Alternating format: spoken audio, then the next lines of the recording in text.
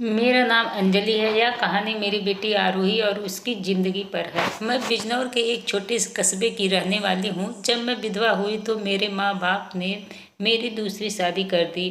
एक ऐसे व्यक्ति से कर दी जिसका पहले से एक बेटा था और मेरे पास भी एक बेटी थी। अब मेरा बेटा और बेटी एक ही कमरे में सोते थे, मगर सुबह उठते ही मेरी बेटी बेड की चादर दिन प्रतिदिन चेंज कर देती, फिर मुझसे छुप छुपा कर पुरानी चादर धोती और खुद नहाने चली जाती।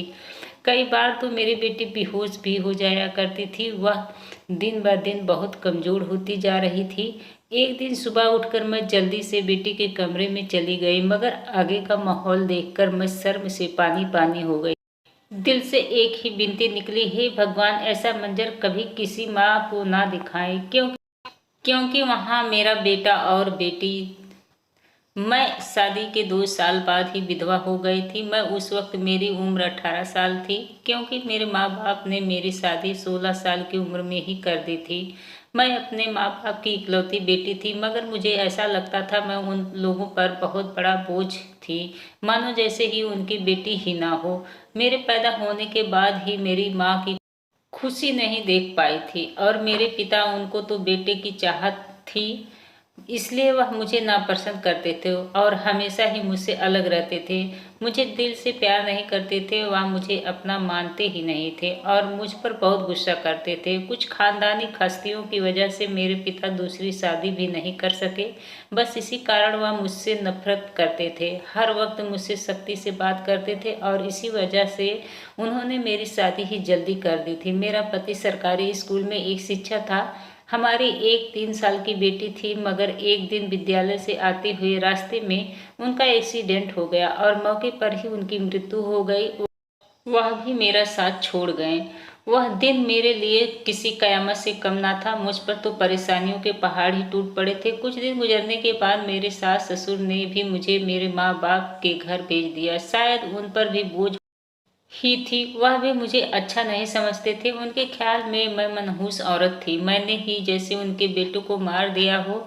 फिर वे चुपचाप अपने माँ बाप के साथ उनके घर आ गए। मेरे माँ बाप ही मुझे बोझ ही समझते थे। मैं अपनी बेटी को सीने से लगाकर अकेले अकेले बहुत रोती थी। फिर कुछ दिन बाद मेरे माँ बाप ने मेरी दूसरी शादी कर दी, एक ऐसे व्यक्ति से जिनका पहले से एक बेटा था और मेरे पास एक ही बेटी थी। हम दोनों एक जैसे थे, इसलिए हमारी शादी हो गई, वरना मेरे तो अच्छे रिश्ते भी नहीं आते थे।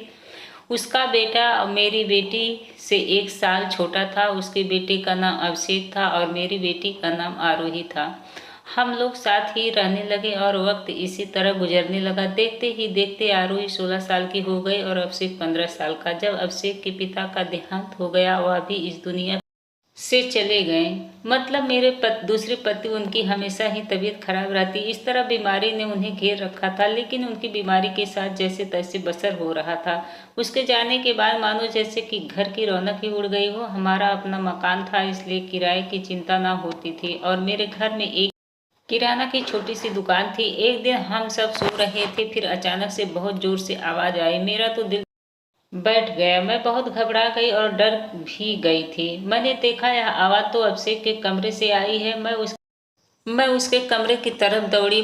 मैंने वहां जाकर देखा तो देखते ही हैरान रह गई। कमरे की छत गिर गई थी। यह देखकर मैं घबरा गई। मुझे डर था कि कहीं अभिषेक तो इसी छत के नीचे नहीं दब गया। जब मैं करीब आई और मैंने जाकर देखा तो अभिषेक वहां नहीं था। वह बाथरूम जाने के लिए उठ गया होगा। उसकी जान बच गई, क्योंकि उसके कमरे की छत गिर गई थी। मैंने ईश्वर से धन्यवाद किया। यह तो अच्छा हुआ कि अभिषेक को कोई चोट नहीं आई। अगर उसको कुछ हो जाता तो मैं उसके स्वर्गीय पिता को क्या मुंह दिखाती। लेकिन अब हमारे पास इतने पैसे नहीं थे कि हम उस छत को दोबारा डलवा सकते।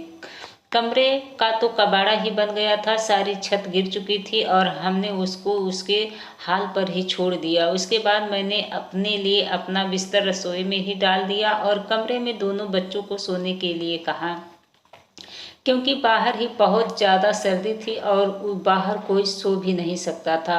और कमरे में एक बेड और एक ही चारपाई थी। दो लोग भी बड़े मुश्किल से सो पाते थे। अब वह दोनों एक ही कमरे में सोते थे। मजबूरी थी, क्या कर सकते हैं। एक कमरे में तो दुकान थी और मेरे पति ने घर में 3 ही तो कमरे बनवाए थे।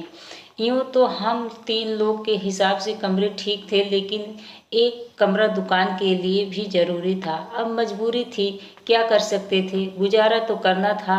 एक दिन मेरा बेटा बेटी के कमरे में सोया और सुबह-सुबह कुछ ऐसा हुआ कि मैं चकित रह गई। अभिषेक तो सवेरे उठकर नाश्ता करने भी बैठ गया, जबकि आरोही अभी तक सो ही रही थी।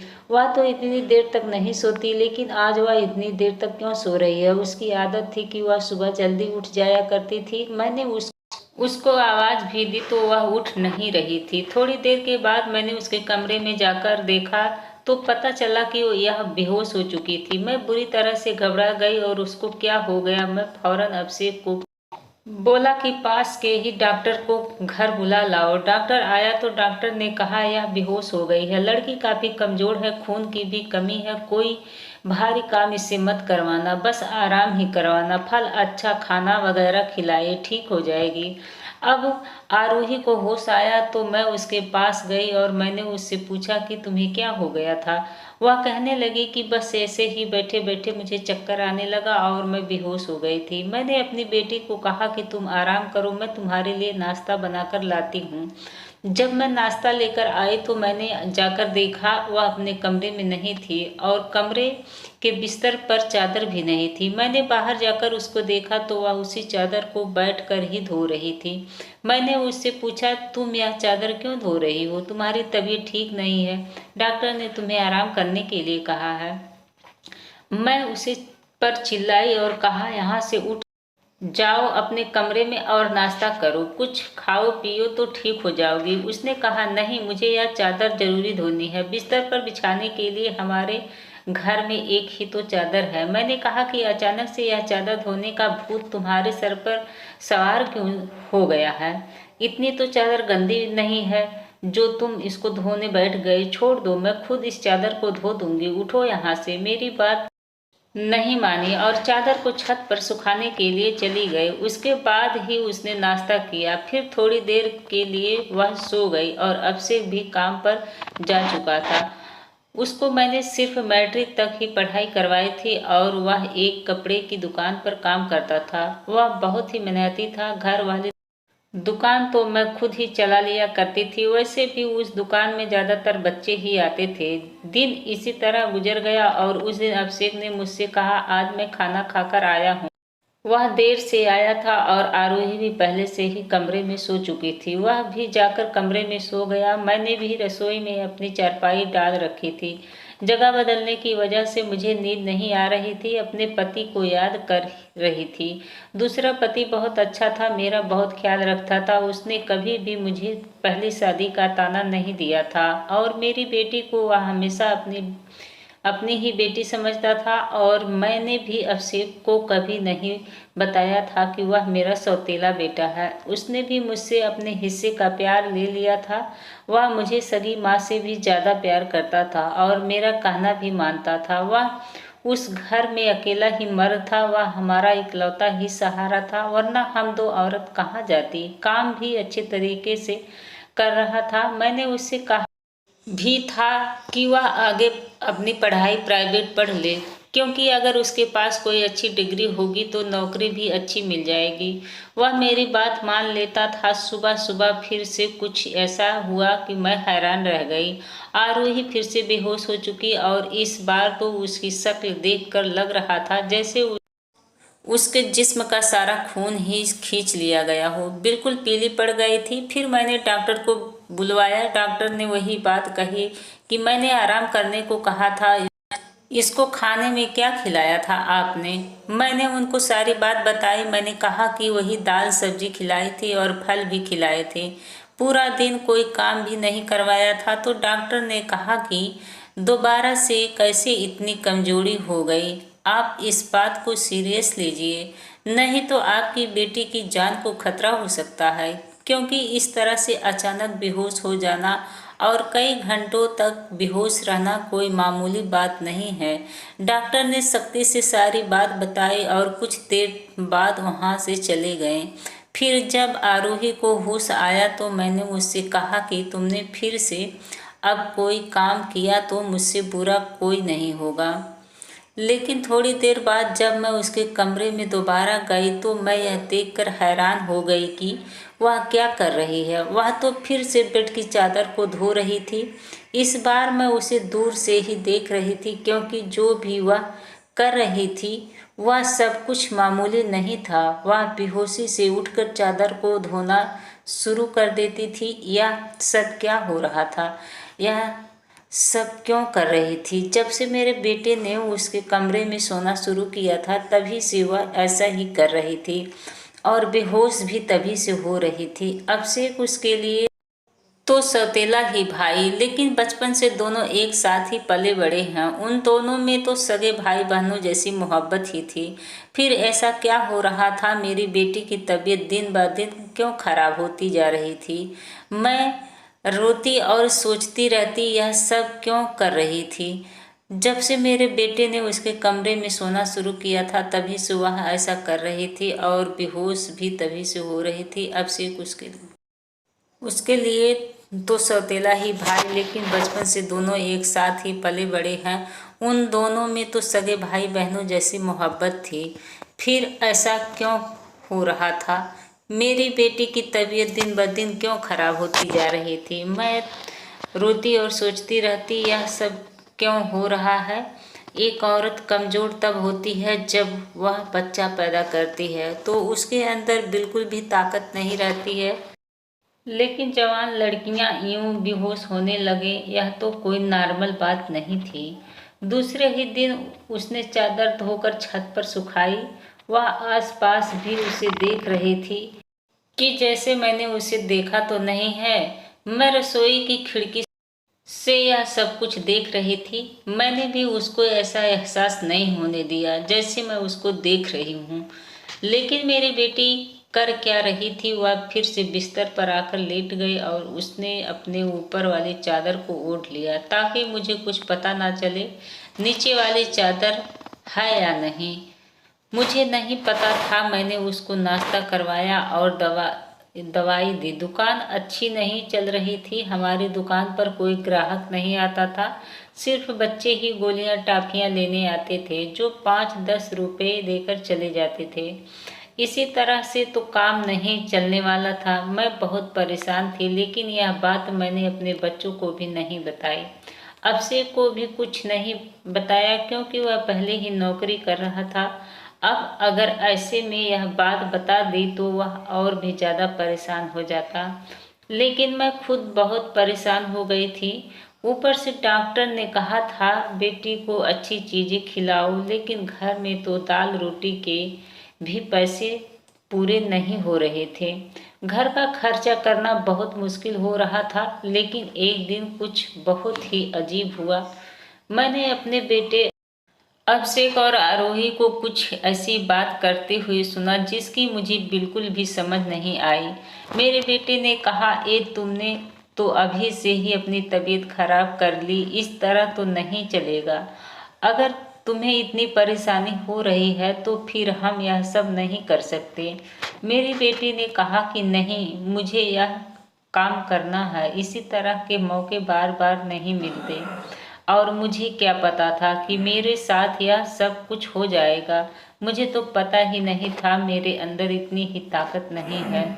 मेरे बेटे ने कहा कि अब तो तुम्हें पता है ना, मैं तुम्हारी जिंदगी को दांव पर नहीं लगा सकता। तो मेरी बेटी का कहना था कि नहीं, सिर्फ 2-4 हफ्तों की बात है, इसके बाद यह मौका नहीं मिलेगा। ये सब क्या हो रहा था? मुझे कुछ समझ में नहीं आ रहा था। यह दोनों क्या बातें कर रहे थे? एक दिन तो मैंने कुछ ऐसा देखा जिसको देखकर मैं दंग रह गई। सुबह सुबह ही मेरी बेटी ने चादर को फिर से धोकर छत पर सुखा दिया, और वह एक तरफ खड़ी होकर उल्टियाँ कर रही थी। मैंने कहा कि क्या हो गया है तुम्हें? वो घबराई और कहने लगी कि अचानक से मेरा दिल खराब हो गया। मैंने कहा, क्या मतलब इस बात का कि दिल खराब हो गया तुम्हारा? ऐसा क्या खा रही हो और चादर को बार बार क्यों धोती हो? क्या छुपा रही हो मुझसे?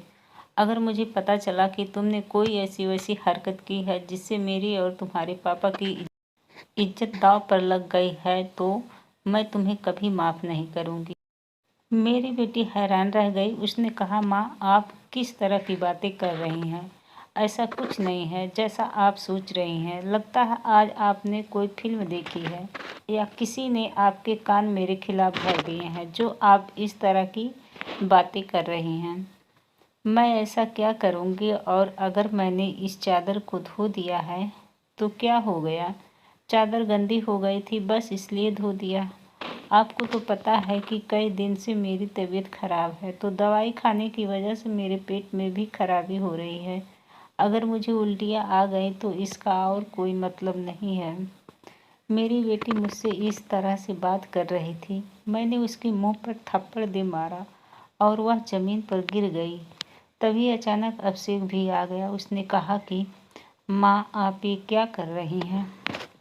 आपने इस पर हाथ क्यों उठाया?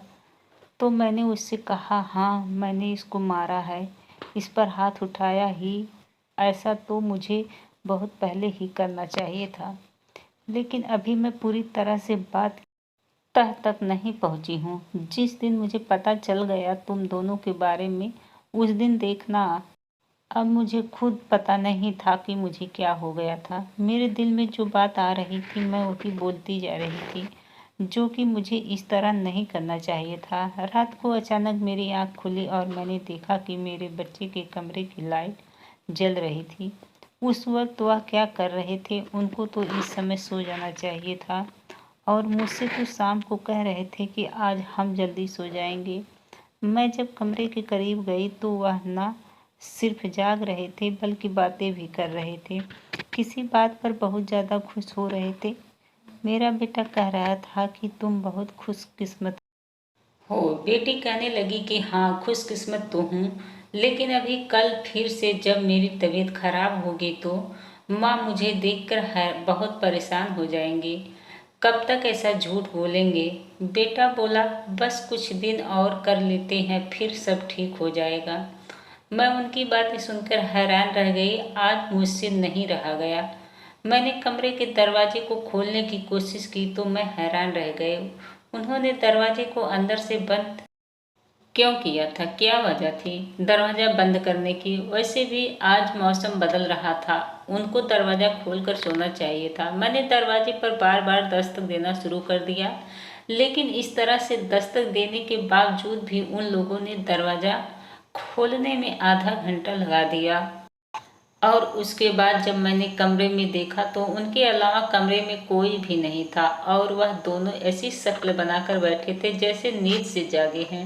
मैंने कहा, इतनी देर से दरवाजा क्यों खोला है? कहने लगे, हम तो सो रहे थे। मैंने कहा कि झूठ नहीं बोला करो, तुम लोग जाग रहे थे और बातें कर रहे थे। उन्होंने कहा कि हम क्यों इस समय जागेंगे, यह बात क्यों करेंगे? हमारा कौन सा कल पेपर है जो हम तैयारी करेंगे और जागेंगे? हम लोग तो सो रहे थे। मुझे उन दोनों की हरकतें समझ में नहीं आ रही थी।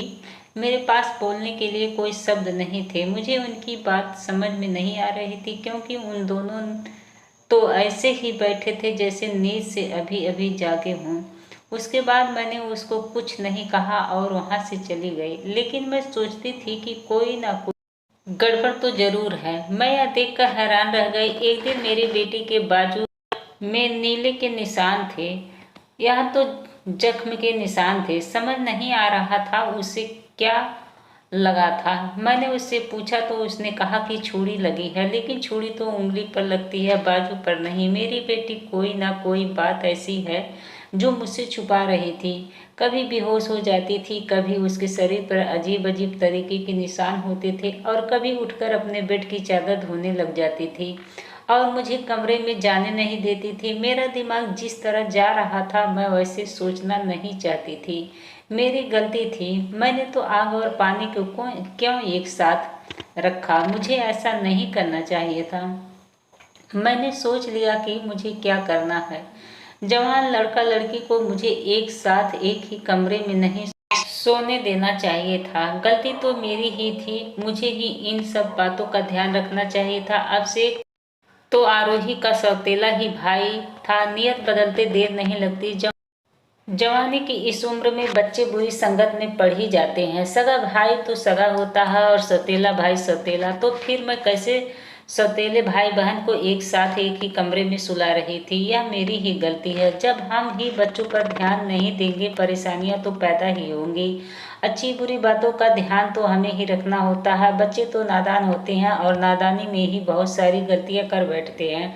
जैसे जैसे विचार मेरे दिमाग में आ रहे थे, अगर ये सारे विचार सही सही हो गए तो फिर सारा का सारा कसूर मेरा। उसके बारे में मुझे नहीं पता और यह दवाइयाँ कुछ अजीब सी क्यों लग रही थी।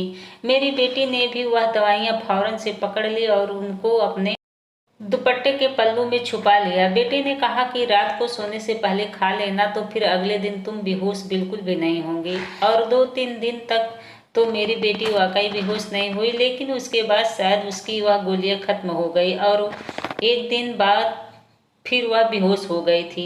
मेरा बेटा भी घर पर नहीं था, इसलिए मैंने आज फायदा उठाने के बारे में सोचा। मैंने वह चादर बहुत ही होशियारी से बेटी के नीचे से खींच ली और उसको तरीके से तय करके अपने कमरे में ले आई। मुझे खोल कर देखना था कि उस पर ऐसा क्या लगा होता है जिसकी वजह से मेरी बेटी सुबह उठते ही उसे धोना शुरू कर देती थी और यहाँ तक कि अपनी बीमारी का भी ख्याल नहीं करती। जब मैंने चादर को खोल कर देखा तो पहले तो मुझे कुछ नजर नहीं आया, लेकिन जब मैंने ध्यान से देखा तो यह देखकर मैं हैरान रह गई कि उस चादर पर सफ़ेद सफ़ेद बाल थे और पूरी चादर बालों से भरी हुई थी। मुझे समझ में नहीं आई यह किस चीज़ की बाल है, क्योंकि यह बाल बिल्कुल सफ़ेद और छोटे छोटे बाल थे।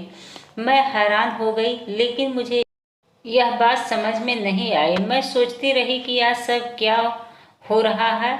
बेटे और बेटी की हरकतों पर नज़र रख रही थी, इसलिए सारा कुछ दिमाग में सोच रही थी, लेकिन मैं किसी नतीजे पर नहीं पहुंची।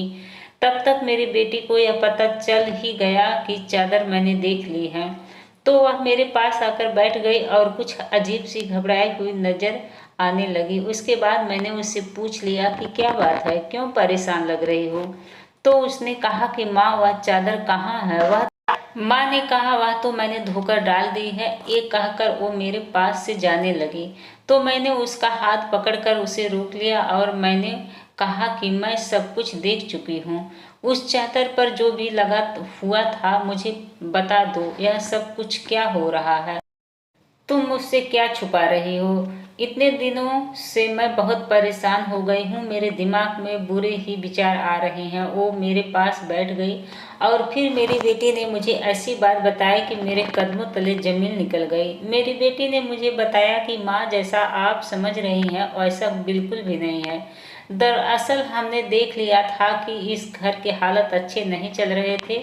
घर की दुकान भी नहीं चल रही है और भैया भी कुछ खास पैसे नहीं कमा रहे थे, लेकिन हमें ऐसा कोई काम नहीं मिल रहा था जो हम लोग कर पाते। फिर भैया के एक दोस्त ने उसको एक काम दिया।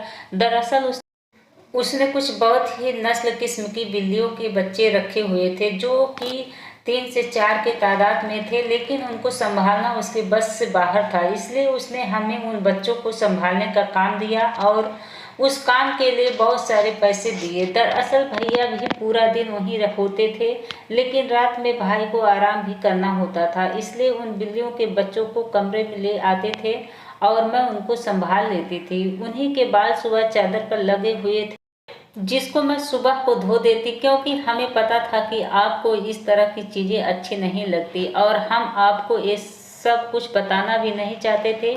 हम सब काम कर रहे थे और मुझे बाद में पता चला कि मुझे बिल्लियों के बच्चे से एलर्जी हो जाती है, जिसकी वजह से मैं सुबह को बेहोश हो जाती थी।